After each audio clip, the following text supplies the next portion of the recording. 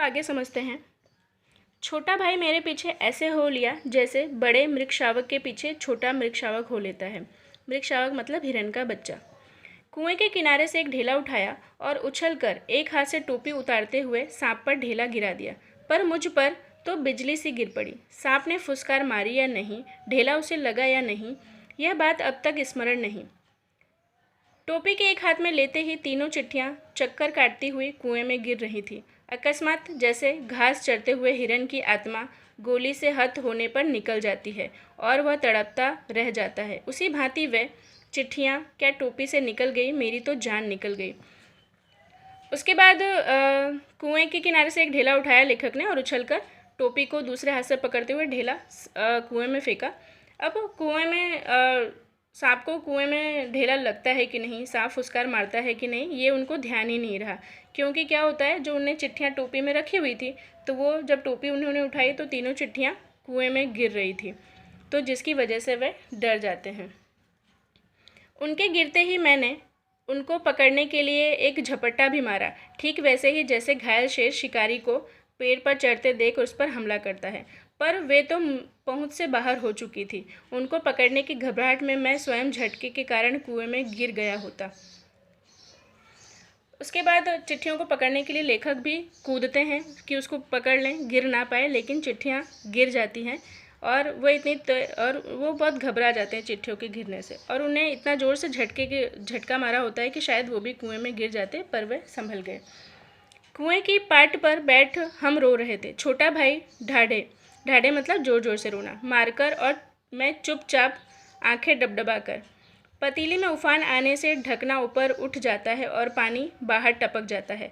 निराशा, पिटने के भय और उद्वेग मतलब बेचैनी से रोने का उफान आता था। फिर दोनों भाई क्या करते हैं, कुएं के बाजू पैड पर बैठकर रोने लगते हैं। छोटा भाई तो जोर जोर से रो रहा होता है, लेकिन लेखक चुपचाप ही उनके आंसू निकल रहे होते हैं।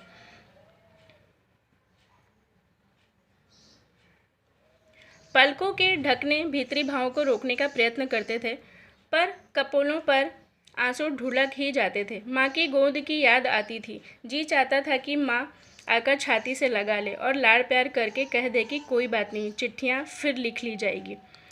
उसके बाद लेखक सोचते हैं, लेखक को पिटने का डर था। वे डर जाते हैं कि भाई साहब अब बहुत मारेंगे, तो उनको क्या होता है, माँ की याद आ जाती है। वो सोचते हैं कि काश माँ आ जाती और अपनी छाती से लगाकर लाड़ प्यार करती हमको और कहती कि कोई बात नहीं, चिट्ठियाँ गिर गई तो कोई बात नहीं, फिर से लिख ली जाएंगी।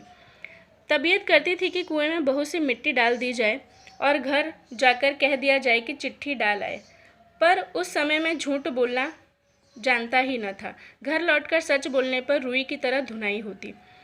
फिर लेखक सोचते हैं कि क्या करते हैं कि घर पे जाके मैं झूठ बोलता हूँ कि मैं डाल आया हूँ चिट्ठियाँ, लेकिन वह उनको झूठ बोलना भी उस टाइम पे नहीं आता था, और वे सोचते हैं कि अगर सच बोलूँगा तो बहुत पिटाई भी होगी। मार के ख्याल से ही शरीर ही नहीं मन भी कांप जाता था।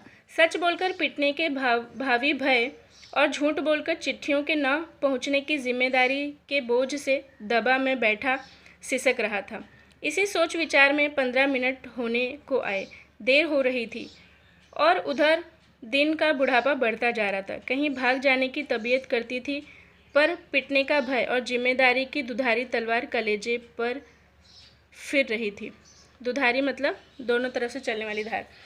लेखक यही सोचते रहते थे कि अब क्या होगा, बहुत मार पड़ेगी। यही सोचते सोचते 15 मिनट होने को आए, यानी दिन भी निकलता जा रहा था, क्योंकि शाम तक उनको लेटर डाल देना था। ठीक है, और उनको पिटने का भय तथा जिम्मेदारी की तलवार उनके कलेजे पर ही लटक रही थी, उनको ऐसा फील हो रहा था।